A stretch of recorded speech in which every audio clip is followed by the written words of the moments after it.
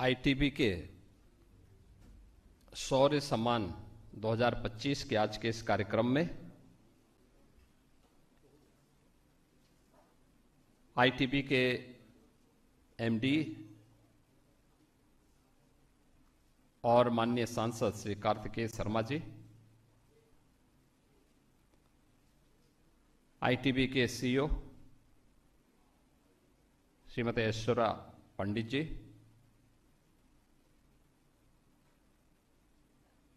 आज के इस समारोह में उपस्थित उत्तर प्रदेश शासन के मंत्रिमंडल के मेरे सहयोगीगण, कालका सीट हरियाणा की माननीय विधायक और आज के इस कार्यक्रम में उपस्थित शहीद परिवारों के सभी सम्मानित सदस्यगण और उपस्थित बहनों और भाइयों, मैं सबसे पहले आईटीबी को शौर्य सम्मान की इस श्रृंखला को अनवरत जारी रखने के लिए हृदय से धन्यवाद देता हूं। जिन बहादुर जवानों ने देश की रक्षा के लिए, देश के अंदर आंतरिक सुरक्षा की बेहतर स्थिति को बनाए रखने के लिए अपने आप को बलिदान किया है, उन सब की स्मृतियों को नमन करते हुए यहां पर सम्मानित होने वाले उन सभी बहादुर जवानों, शहीद परिवारों का मैं हृदय से अभिनंदन करता हूं।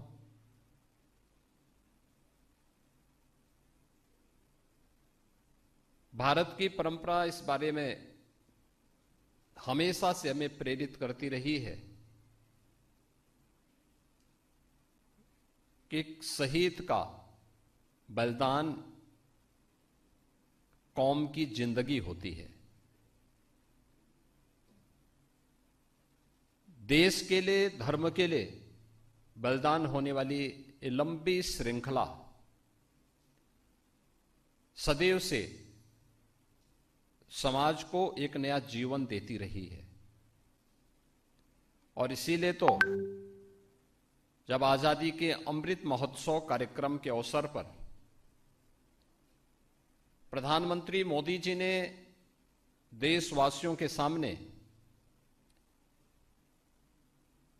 आगामी 25 वर्ष का एक लक्ष्य रखा, तो उस समय प्रधानमंत्री मोदी जी ने इस बात को कहा कि इसके लिए हर भारतवासी को, अगर भारत को एक विकसित भारत बनाना है, 2047 में जब यह देश अपनी आजादी के शताब्दी महोत्सव मना रहा होगा, कैसा भारत चाहिए? उस विकसित भारत के निर्माण के लिए प्रधानमंत्री मोदी जी ने उस समय जो पंच प्रण की बात की, उस पंच प्रण के जो मुख्य बातें थी, उनमें गुलामी के अंशों को सर्वथा समाप्त करना, अपने महापुरुषों पर गौरव की अनुभूति करना और सुरक्षा बलों के जवानों का सम्मान देना, ये तीन बातें उनमें से बहुत महत्वपूर्ण हैं। याद करिए, वह जवान सर्दी, गर्मी, बरसात की परवाह के बगैर देश की सीमाओं की रक्षा करता है। हम जब यहां बैठे हुए हैं, इस कॉन्क्लेव में बैठे हुए हैं, इस समय भी देश की सीमाओं पर जहां पर टेम्परेचर -20, -25, -10 पहुंचा है, सजग होकर के भारत माता के वे जवान भारत की रक्षा करने के लिए सजग रूप में दिन रात खड़े होकर के हम सबको सुरक्षा प्रदान करते हैं। पूरा उत्तर भारत इस समय भीषण शीतलहरी की चपेट में है। लेकिन भीषण शीतलहरी के बावजूद भी हमारे सुरक्षा बलों के जवान, पुलिस बलों के जवान, वे निरंतर पेट्रोलिंग में रह करके आम जन के मन में सुरक्षा का एक भाव पैदा करते हैं। और अगर सुरक्षा का इस एहसास कराने वाले आर्मी के हों, पैरामिलिट्री के हों या पुलिस बल के उन जवानों का समाज सम्मान नहीं करेगा या शहीद परिवारों के बारे में समाज अगर सोचेगा नहीं, तो स्वाभाविक रूप से यह हम अपने राष्ट्रीय दायित्वों का ईमानदारी से निर्वहन नहीं कर पा रहे। और मैं आईटीबी को इस बात के लिए धन्यवाद दूंगा कि उन्होंने 1965 और 1971 के पाकिस्तान के खिलाफ हुए युद्ध में भी शहीद हुए परिवारों को या उन युद्धों में भागीदार बने हुए उस समय भारतीय सेना के जवानों को आज यहां सम्मान दिया। समय समय पर देश के अंदर अलग अलग स्थानों पर हुए विभिन्न प्रकार के ऑपरेशन का भाग रहे या उनको नेतृत्व देने वाले उन जवानों को जो आज हमारे बीच में नहीं है, लेकिन उनके परिवार, उनके प्रतिनिधि के रूप में हमारे बीच हैं, उनका सम्मान दिया। जब हम सुरक्षा की बात करते हैं और जब इस सम्मान की बात उसके साथ जोड़ते हैं, दो चीजें बहुत महत्वपूर्ण है। याद रखना, किसी भी सभ्य समाज के लिए सुरक्षा पहली प्राथमिकता होती है, पहली आवश्यकता होती है। उसके बगैर सभ्य समाज की परिकल्पना नहीं की जा सकती। एक समय रहा होगा जब सतयुग रहा होगा, स्वतःस्फूर्त भाव के साथ सब लोग धार्मिक मूल्यों और नैतिक मूल्यों के साथ जुड़े हुए थे, लेकिन समय के अनुरूप वातावरण बदलता गया और फिर व्यवस्था को नियंत्रित करने के लिए उस प्रकार की व्यवस्थाएं भी समय समय पर बनती रही, बिगड़ती रही। और आज हम स्वतंत्र भारत में रह रहे हैं, तो स्वाभाविक रूप से स्वतंत्रता का एहसास हो, लेकिन हमारी स्वतंत्रता दूसरे की स्वतंत्रता में बाधा न बने, इसके लिए इस देश ने जब आजादी का एहसास और आजादी के पूर्व देश की एक संविधान सभा बनी और संविधान सभा ने भारत को एक संविधान दिया। बाबा साहब भीमराव अंबेडकर ने संविधान के शिल्पी के रूप में जो संविधान हमें दिया, इसके अनुसार सुरक्षा की पहली शर्त सुशासन है और उस सुशासन की स्थापना के लिए जो जवान दिन रात एक करके कार्य करते हैं, लगे रहते हैं, उनको सम्मान देना, ये वास्तव में अपने राष्ट्रीय दायित्वों का निर्वहन करने जैसा है। और आज ये कार्य आईटीबी यहां पे कर रहा है। मुझे बताते हुए आप सबके सामने कोई संकोच नहीं, 2017 के पहले का उत्तर प्रदेश भी आपके सामने है और आज का उत्तर प्रदेश भी आपके सामने है। 2017 के पहले के उत्तर प्रदेश में पहचान का संकट था, कोई सुरक्षित नहीं था, न बेटी सुरक्षित थी, न व्यापारी सुरक्षित था। नौजवान के भविष्य के साथ खिलवाड़ हो रहा था, उसके पास नौकरी भी नहीं थी, रोजगार भी नहीं था। प्रदेश की पहचान एक दंगाग्रस्त और अराजक प्रदेश के रूप में थी। आज उत्तर प्रदेश एक सुरक्षित उत्तर प्रदेश के रूप में है। और सुरक्षित उत्तर प्रदेश का एहसास कैसे होता है? आज आप देखते होंगे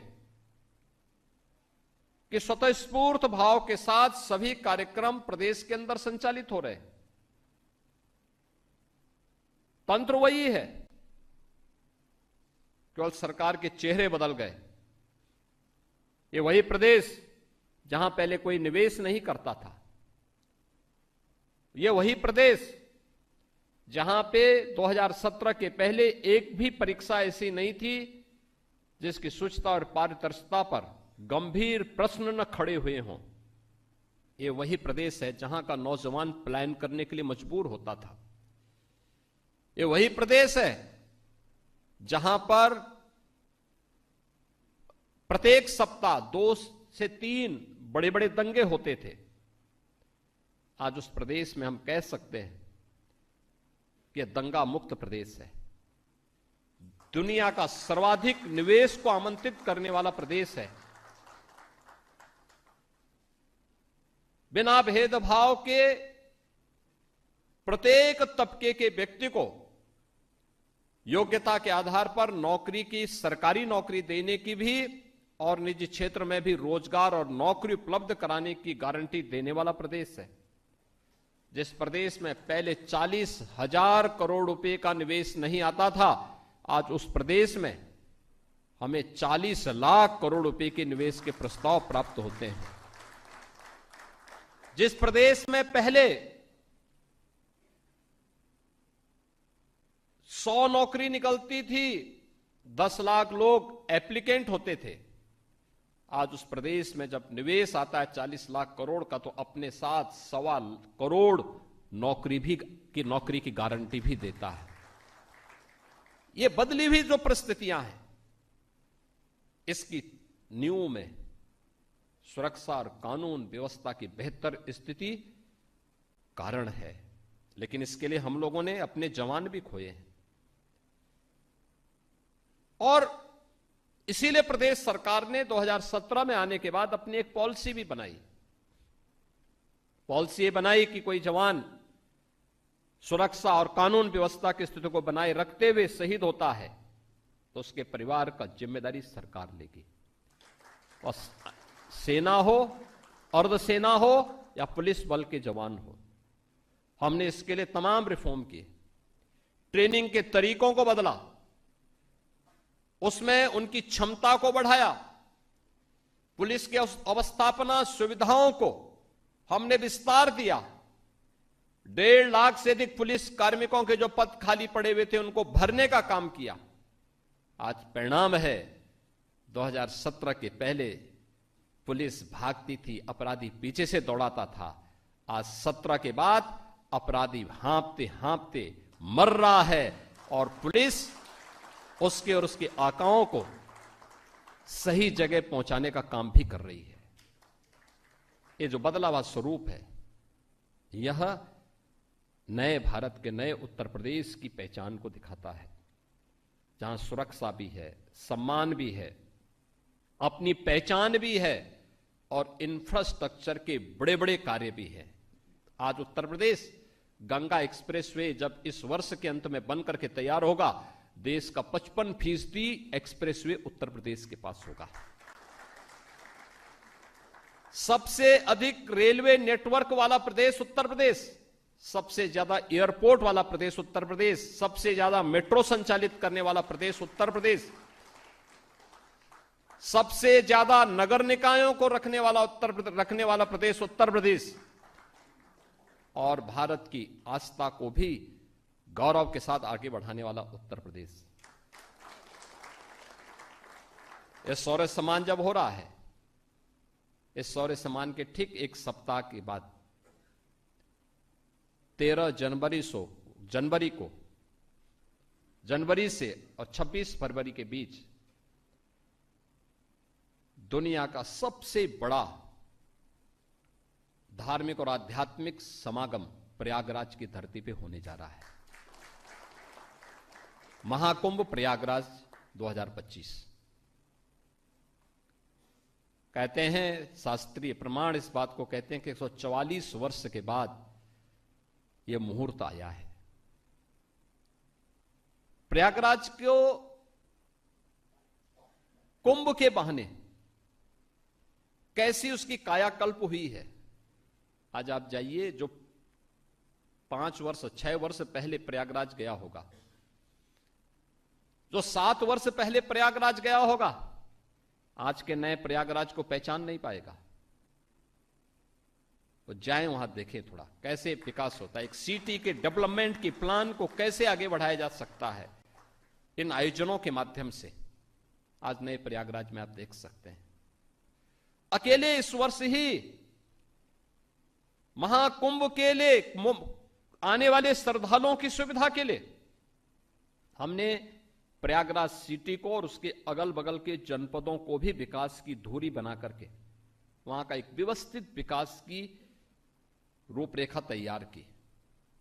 परिणाम है 200 से अधिक सड़कों को हम लोगों ने सिंगल लेन से डबल लेन, डबल लेन से 4 लेन, 4 लेन से 6 लेन में बनाने का काम किया है।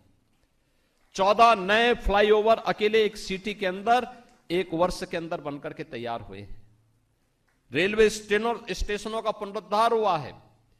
एयरपोर्ट नए सिरे से वहां पर आज प्रयागराज के अंदर देखने को आपको मिलेगा और वहां पर आपको बहुत कुछ देखने को मिलेगा। कुछ नए कॉरिडोर जो पहली बार लोगों को दर्शन करने के लिए मिलेंगे। अक्षय वट कॉरिडोर, सरस्वती देवी का जो मंदिर है उसका कॉरिडोर, बड़े हनुमान जी मंदिर का कॉरिडोर, महर्षि भारद्वाज कॉरिडोर, भगवान राम और निषाद राज गोयल श्रृंगवेरपुर में जहां मिले थे उनका कॉरिडोर, ये सभी कुछ आपको वहां पर आज देखने को प्रयागराज में मिलेंगे। पातालपुरी का कॉरिडोर, ये सभी कुछ नए पहली बार श्रद्धालु जनों को देखने और ये सब जानने का अवसर प्राप्त होगा। कुंभ का क्षेत्र विस्तार दिया गया है। याद रखना, इस अवधि में उतने श्रद्धालु प्रयागराज में आएंगे जो दुनिया की तीसरी बड़ी आबादी के बराबर होगा। 40 करोड़ से अधिक श्रद्धालु प्रयागराज में आएंगे।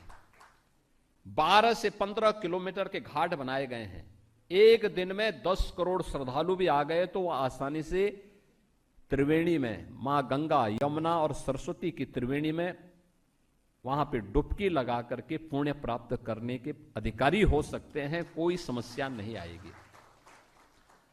स्वच्छ कुंभ है, इसके लिए 0 लिक्विड डिस्चार्ज पूरे सिटी के अंदर, पूरे कुंभ क्षेत्र में 1.5 लाख से अधिक शौचालय बनाए गए हैं, लेकिन लिक्विड डिस्चार्ज एक से भी नहीं होगा। जैसे कोई एयरपोर्ट का या किसी एरोप्लेन में आप जाते होंगे, उसमें वहां के टॉयलेट को देखते होंगे, यह व्यवस्था आपको कुंभ में उन 1.5 लाख शौचालयों में भी देखने को मिलेगी। बड़े पैमाने पर वहां पर श्रद्धालुओं जनों का 40 करोड़ से अधिक श्रद्धालु आएंगे। 10,000 से अधिक संस्थाओं को वहां पे भूमि आवंटन की कार्रवाई युद्ध स्तर पर की गई है। देश के और दुनिया का हर व्यक्ति प्रयागराज आने के लिए उत्सुक है और इस पूरे कार्यक्रम को पूरी भव्यता के साथ, पूरी दिव्यता के साथ एक डिजिटल कुंभ के रूप में प्रस्तुत करने के लिए प्रधानमंत्री मोदी जी की मार्गदर्शन में उत्तर प्रदेश सरकार पूरी प्रतिबद्धता के साथ आगे बढ़ रही है। कुंभ का डिजिटल मैप देखना हो आपको मिल जाएगा। कुंभ को स्वच्छता के मानक पे आपको परखना हो आपको पता लग जाएगा। कुंभ क्षेत्र में प्रवेश करेंगे ही तो आपका चित्र पहले ही हमारे सामने आ चुका होगा कि आप भी प्रवेश कर रहे हैं कुंभ में।